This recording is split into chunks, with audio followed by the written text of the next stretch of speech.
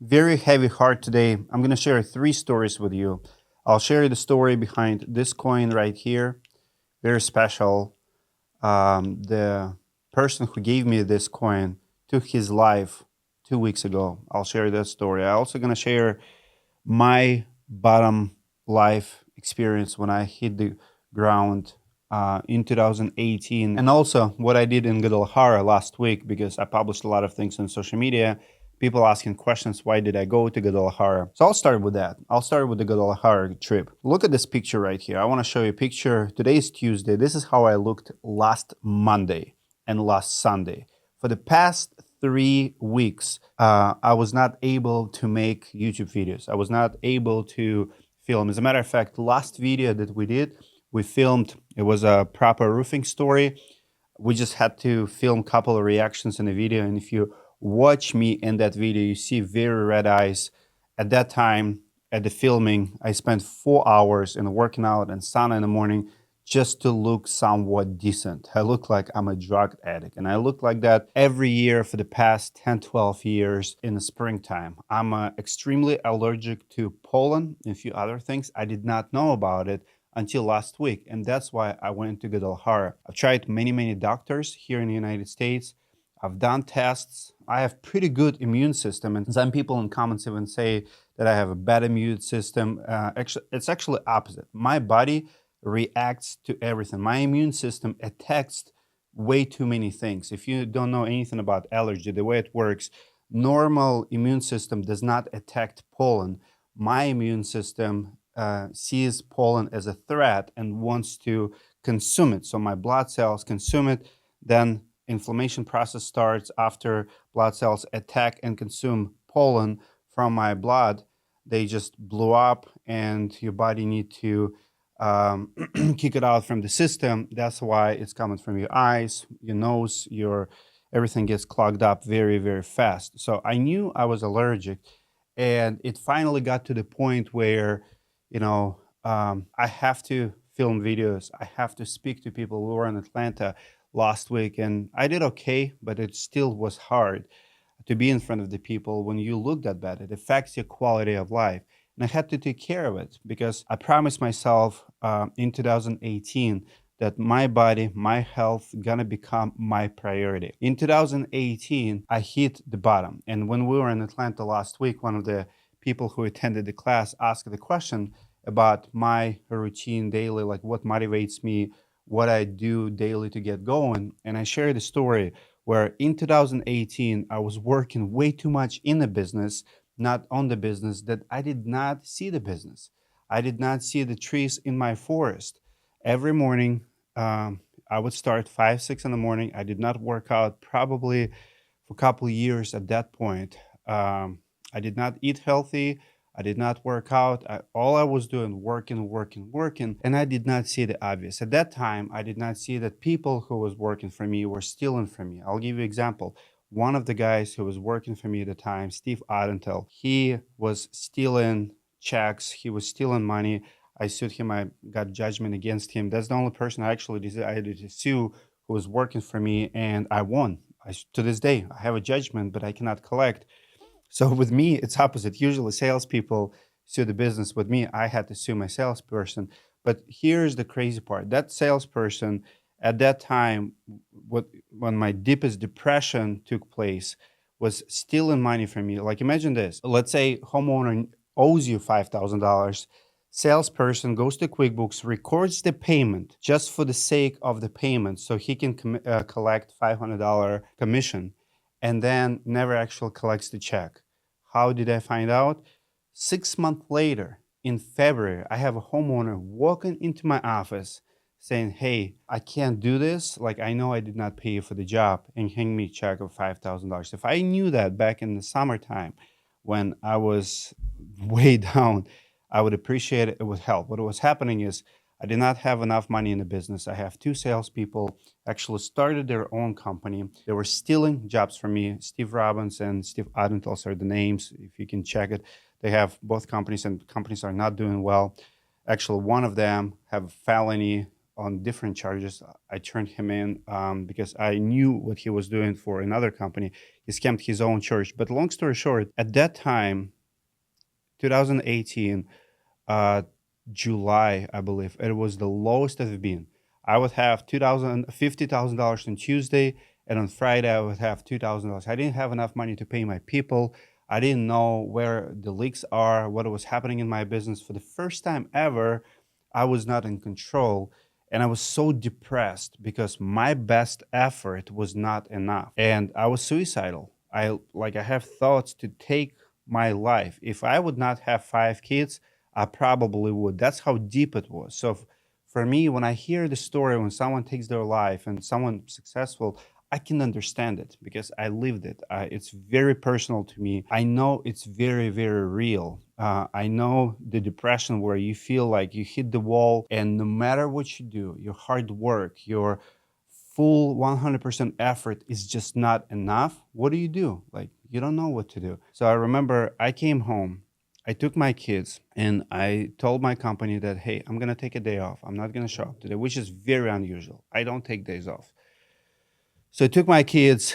We drove for 45 minutes to a little town in Wisconsin. There's a little river with a boat, and we just went on a trip.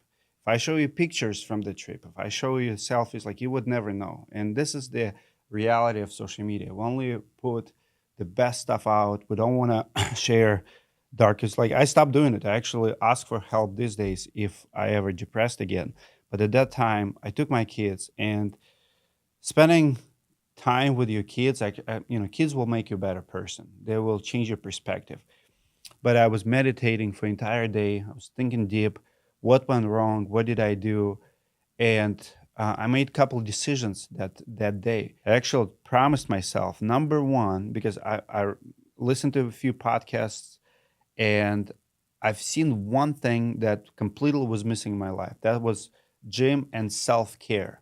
I knew and I realized at that time that I was not taking care of myself. Like, my personality, my like, I'm a giver. I give people, I work for people. And at that time, I realized that I don't do anything for myself. I don't have hobbies. I don't take care of my mental health. I don't take care of my body. And I promised myself that I will never skip a gym again, that I will eat healthier, and I'm going to take care of myself. And I know it sounds bad, but I put myself in the center of my universe, not to be selfish by no means, but I realized that if I cannot take care of myself, I cannot help anyone else. If I'm depressed, if I'm not in a good mental position, health, whatever you call it, state, if I'm not good physically, I cannot help other people. So I decided to change. And since 2018, I never skipped the gym. As a matter of fact, I keep adding. So that's where I invested in my home gym. Spent about $40,000 by 2020 on my home gym because I wanted to become a better leader. I wanted for my kids, for my employees, for everyone around me. But it started at the deepest point. And maybe someone listening, watching this, hit that bottom. Maybe you forgot last time you were in the gym, or you're neglecting yourself. I want you to think about a couple examples. Like, when you're in an airplane, they teach you if something goes wrong with the plane, when that mask comes off, first, you have to put it on yourself, not a person, even depending on you next to you. Because if you don't take care of yourself and your mask first, you will not be able to help people around you. So you have to start with yourself. It always starts with yourself.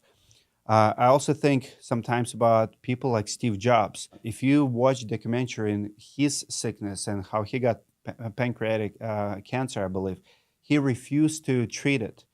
As a leader, you owe it to yourself. Take care of yourself. So last week, I did exactly that. I went to Guadalajara. I spent an entire week. And for me, it's hard, like 3 days.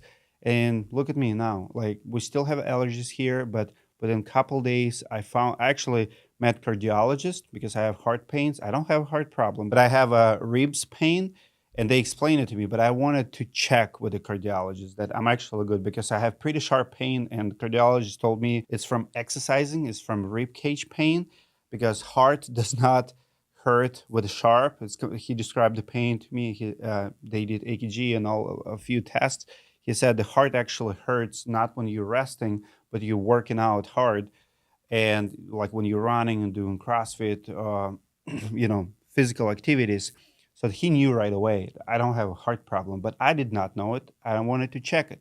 So my point is this, guys, if you don't take care of yourself, you cannot help your business, you cannot help your family. And 2 weeks ago, we lost two people, two in 1 week, to suicide. I don't know the full story, but I know at least one person, Todd Wright. He attended our conference 2 years ago, and he gave me this coin. It said he was given it actually to all of his employees. He worked for a radio roofing company. He was manager there. So the coin says, "No pray, no pay." Means if you're not gonna put the work, you're not gonna achieve success. And he was given these coins to salespeople and people under his management in their company. So the company is still there. He was a general manager, but it's very sad for the company, and it's going to be hard for them to recover. He struggled with the mental health for a couple months. I wish I could talk to him. He can't get the time back, but this is a great reminder for me now. And he's not the only one. We also lost Ben Minchaka, same thing. Ben Minchaka was in great mental health, but not great physical health. He did not get healthier in time, ended up dying from heart problems, heart blockage, I believe. So I want this to be a wake-up call to anyone listening. If you're not intentional to help you first, if you don't take care of yourself to the best ability you have, I want you to create a list of everything good that you do for yourself and everything bad you do for yourself. Like if you have problem with drinking, identify it, slow down. If you have drug problem, you know what you're doing. You know what's killing you and you know what's helping you. Please take care of yourself. You cannot lead people, not in this business. This business is brutal. It'll take the best of us. Even when you are at your best shape, this business will take the best of us. I was listening to the interview of a famous Russian billionaire, and interviewer asked him a question, why do you work out as much as you do? And every morning for 1 hour he works out, and he said, I run multi-billion-dollar company, and I need very good health to do that. If I don't work out in the morning, I will not be able to stand up for 10, 12 hours. One of the videos we've done on the topic of fitness and stuff is with a guy named Ali. Watch it here. I'm going to put a link in description, or you can click here. And he described it really well. He said, we work at heights, we go on roofs. If I'm not in my best shape, I will not be able to do that. I want to make sure that I'm safe, I'm confident, I'm good fit. If I sleep, to go from the ladder to the roof and back, it's a trip. And you have to have good coordination, good muscles on you, and you have to be fit overall. So guys, take care of it. Please comment below.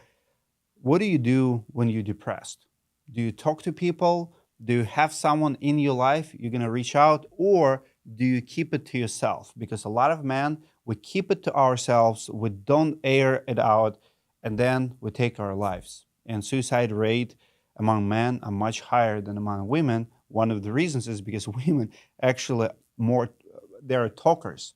They will find someone to talk to, and we men, we keep it to ourselves inside. We don't ask for help. We don't talk to anyone. So if you are already there, I'm going to put my phone in description below. You can text me anytime. If I'm awake in the morning or afternoon, I will get to my phone, and I promise you, I will return it.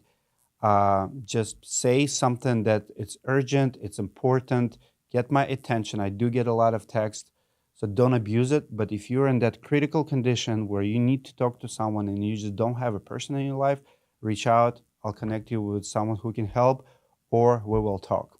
Comment below what you think. I'll see you guys in the next video.